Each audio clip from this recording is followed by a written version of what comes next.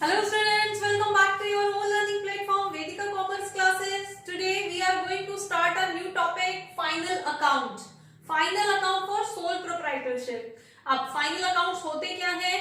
Final accounts means अब तक हमने जितनी भी कैलकुलेशंस किए, जितने भी चैप्टर्स पढ़े हैं, हमने कैश बुक कैलकुलेट किया था, हमने डेप्रिसिएशन कैलकुलेट किया था, उससे हमारे फर्नीचर की वैल्यू पे क्या इफेक्ट आया, हमारे कैश की वैल्यू पे क्या इफेक्ट आया, हमारे क्रेडिटर्स, हमारी लाइबिलिटीज, हमारे एसेट्स ओवरऑल में क्या चेंजेस हुआ थ्रू आउट द ईयर। हमने जर्नल एंट्रीज के थ्रू, हमने लेजर्स के थ्रू, हमने अपने क्रेडिटर्स, अपने डेटर्स वगैरह वगैरह बहुत सारे एसेट्स और लाइबिलिटीज को हमने अभी तक कैलकुलेशंस किए थे। अब उन कैलकुलेशंस के बेस पे फाइनली एक रिजल्ट शो करने जा रहे हैं कि आफ्टर ऑल ऑर्गेनाइजेशन ने at the end of financial year कितना प्रॉफिट या कितना लॉस अर्न किया। उसकी वजह से जितनी भी ट्रांजैक्शंस आपकी थ्रू आउट द ईयर हुई हैं, उन ट्रांजैक्शंस की वजह से ऑर्गेनाइजेशन के एसेट्स या ऑर्गेनाइजेशन की लायबिलिटीज पे क्या चेंजेस आया, इंक्रीज हुए, डिक्रीज हुए, एक फाइनल रिजल्ट जो शो होगा, उस फाइनल रिजल्ट को हम यहाँ पे अकाउंटिंग लैंग्वेज में फाइनेंशियल या फाइनल स्टेटमेंट बोलते हैं। अब फाइनल स्टेटमेंट के अंदर हमारे पास मेनली टू अकाउंट्स बनते हैं। One is trading account and profit and loss account. इसको हम एक कंबाइन उसके अंदर करते हैं, ठीक है। और दूसरा, जब हमारे पास प्रॉफिट या लॉस का स्टेटस यहां से मिल जाएगा, उसके बेस पे हम बैलेंस शीट बनाएंगे।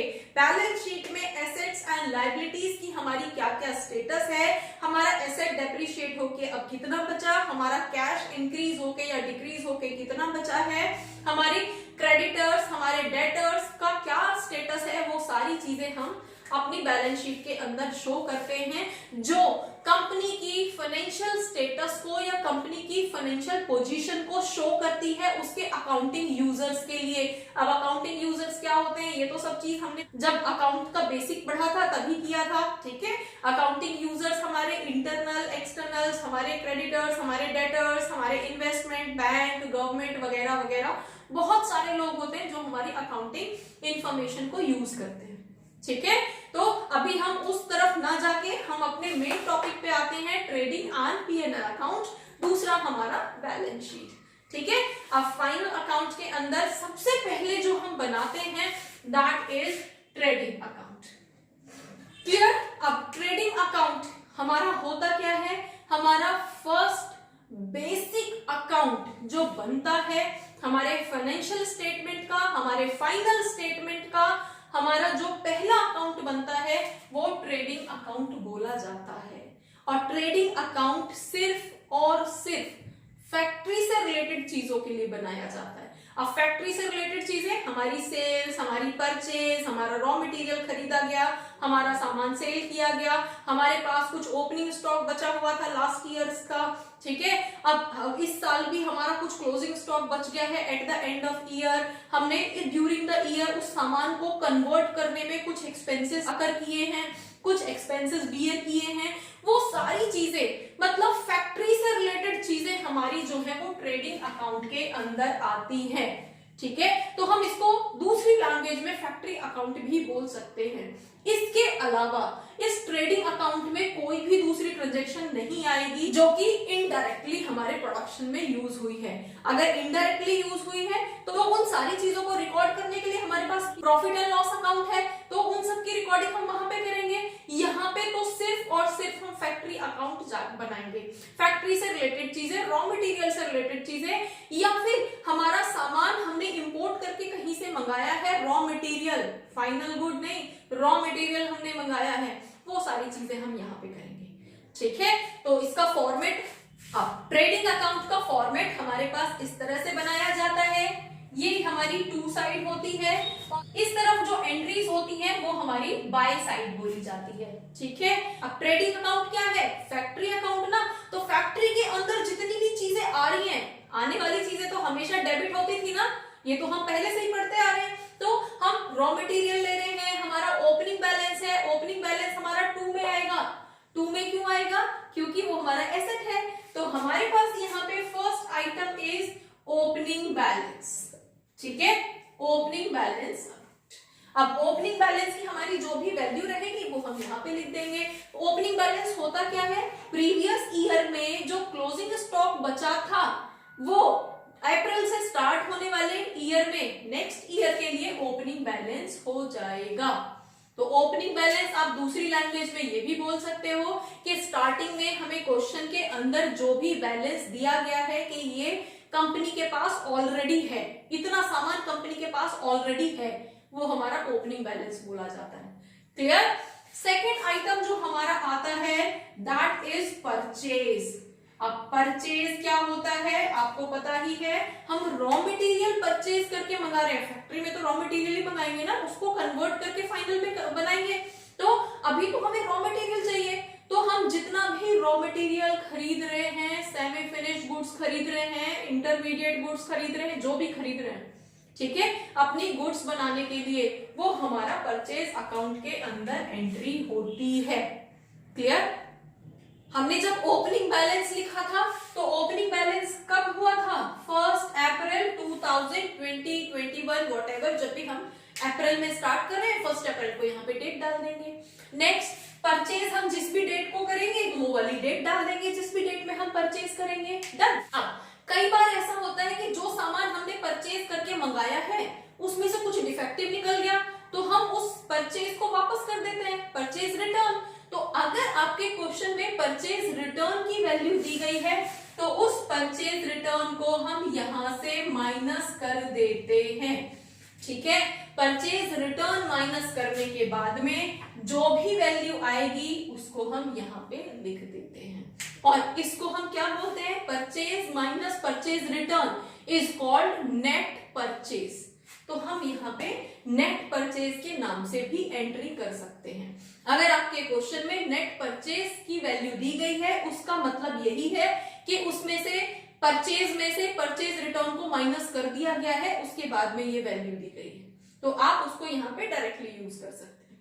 क्लियर। दूसरी तरफ अगर हमने कोई भी एक्सपेंसेस बियर किए हैं उस प्रोडक्शन को करने के लिए, जैसे कि हमने कैरेज इनवर्ड। अब कैरेज इनवर्ड का मतलब क्या है, सामान को बाहर से, स्टोर से या जहां से भी हमने मंगवाया है वहां से फैक्ट्री तक लाने के, कैरी करने के, ट्रांसपोर्टेशन के जो चार्जेस हैं उनको हम कैरेज इनवर्ड बोलते हैं। इनवर्ड ना ऑर्गेनाइजेशन के अंदर आ रहा है, इसलिए अब ऑर्गेनाइजेशन के अंदर अगर कोई सामान आ रहा है तो मैन्युफैक्चरिंग होने के लिए ही आ रहा होगा ना, रॉ मटेरियल ही आ रहा होगा, तो उसको हम कहाँ पे लिखेंगे, रॉ मटेरियल से रिलेटेड है तो फैक्ट्री अकाउंट या ट्रेडिंग अकाउंट के अंदर एंट्री करेंगे। तो हमारे पास यहाँ पे जिस भी डेट में हमने सामान मंगवाया है तो उस केस में हम टू कैरेज इनवर्ड के नाम से एंट्री कर देंगे।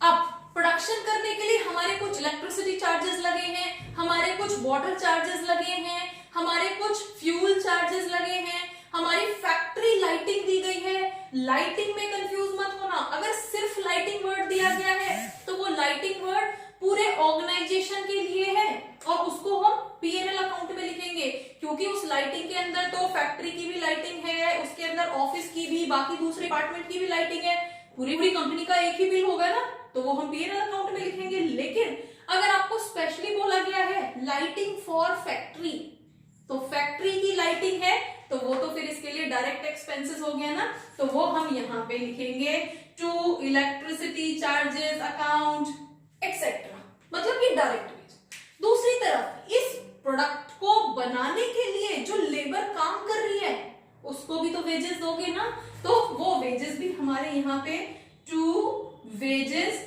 अकाउंट, वेजेस, ठीक है, सैलरी नहीं है, अगर सैलरी होगी तो वो वर्ड हमारा पीएनएल में चला जाएगा। यहाँ पे हम वेजेस की, जो लेबर उस प्रोडक्ट की मैन्युफैक्चरिंग पे काम कर रहे हैं उनको हम वेजेस दे रहे हैं, इसलिए हम वेजेस अकाउंट मेंशन करेंगे।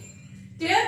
तो ये सारे जो एक्सपेंसेस हैं इनको हम डायरेक्ट एक्सपेंसेस बोलते हैं और डायरेक्ट एक्सपेंसेस कौन से होते हैं, जो डायरेक्टली उस प्रोडक्ट को बनाने में अकर हो रहे हैं, वो सारे खर्चे जो उस प्रोडक्ट को बनाने के लिए डायरेक्टली इन्वॉल्व हो रहे हैं, डायरेक्टली खर्च हो रहे हैं, लाइक वेजेस। वेजेस हम दे रहे हैं लेबर को, लेबर डायरेक्टली बना रही है ना उसको, तो उनकी वेजेस जो होगी वो हमारे यहाँ पे डायरेक्टली रिलेटेड होगी। जैसे कि कैरेज इनवर्ड सामान आया है, रॉ मटेरियल डायरेक्टली आया ना, डायरेक्टली रॉ मटेरियल को लेके आ रहे हो आप, तो डायरेक्ट एक्सपेंसेस हो गए। तो डायरेक्ट एक्सपेंसेस हर वो खर्चा जो हमारे फैक्ट्री से रिलेटेड होता है और प्रोडक्ट के मैन्युफैक्चरिंग से रिलेटेड होता है, वो सारी चीजें हमारी यहाँ पे डायरेक्ट कॉस्ट बोली जाती है और उसके अंदर ये सब चीजें हम यहाँ पे मेंशन करते हैं। क्लियर? अब दूसरी साइड आते हैं। ये तो हमारा वो चीजें थी जो एक्सपेंसेस थे या जो चीजें हम मंगा रहे हैं, डेबिट, ठीक है। दूसरी तरफ अब हमारे पास फर्स्ट आइटम यहाँ पे होता है सेल्स अकाउंट। अब सेल्स क्या होगा, सबको पता है, हमने जो सामान बनाया है, जो मैन्युफैक्चरिंग की है, उस मैन्युफैक्चरिंग को अब मार्केट में सेल करेंगे ना पर्टिकुलर प्राइस से, तो उस प्राइस के अकॉर्डिंग हमें जितना पैसा मिलेगा उस क्वांटिटी को सेल करने का, वो हम वैल्यू हम अगर हमने सेल की है तो सेल भी तो हमारी डिफेक्टिव हो सकती है ना, कुछ आइटम डिफेक्टिव हो सकते हैं, तो जिसको सेल की है उसने वापस कर दिया सामान, तो हमारे पास अगर सेल्स रिटर्न होगी तो उसको यहीं से डायरेक्टली माइनस कर देंगे और यहाँ पे हम लिखेंगे सेल्स रिटर्न अकाउंट, और माइनस करने के बाद में जो वैल्यू आएगी उसको हम यहाँ पे मेंशन करेंगे और इस वर्ड को बोला जाएगा नेट सेल्स।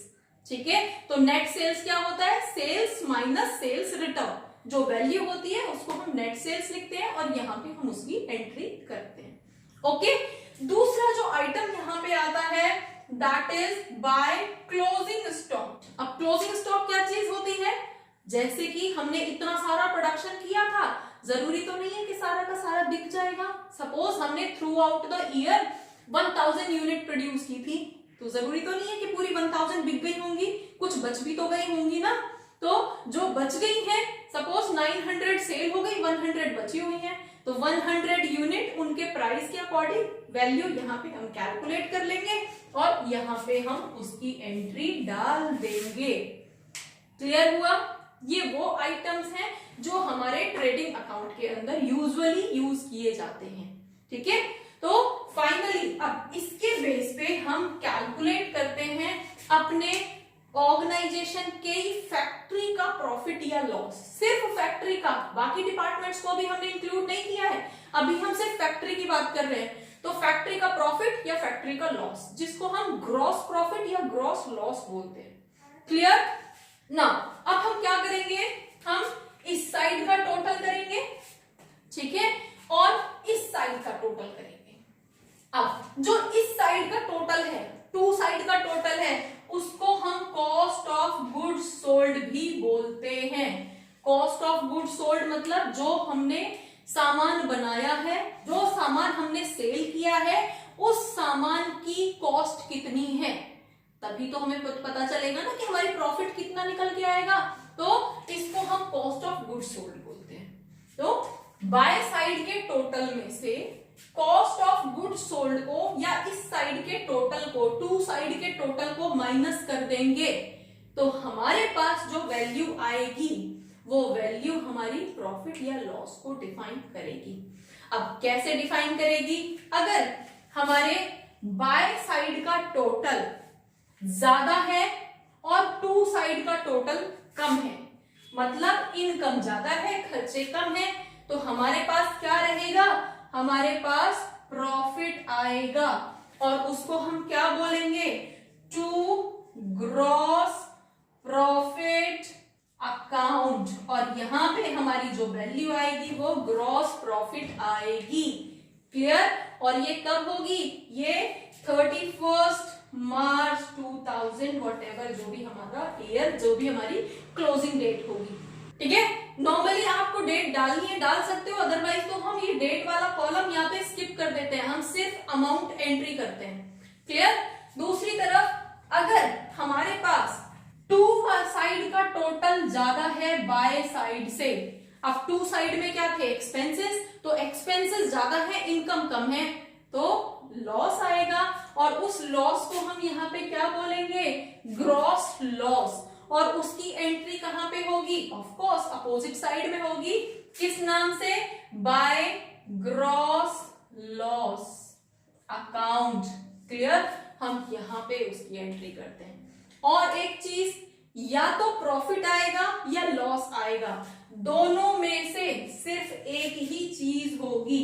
अगर मेरी ये साइड ज्यादा होगी, इनकम साइड ज्यादा होगी, एक्सपेंसेस साइड कम होंगे, तो प्रॉफिट आएगा, ग्रॉस प्रॉफिट बोलेंगे हम। और अगर हमारे एक्सपेंसेस साइड का टोटल ज्यादा होगा और इनकम साइड का टोटल कम होगा, तो ग्रॉस लॉस आएगा। मैंने यहाँ पे स्टार से मार्क कर दिया है, कंडीशनल है, या तो लॉस होगा या प्रॉफिट होगा। एक टाइम में एक ऑर्गेनाइजेशन में एक ही सिचुएशन हो सकती है, ठीक है। तो होपफुली हमारा ट्रेडिंग अकाउंट किस तरह से बनाया जाता है वो आपको समझ आया होगा।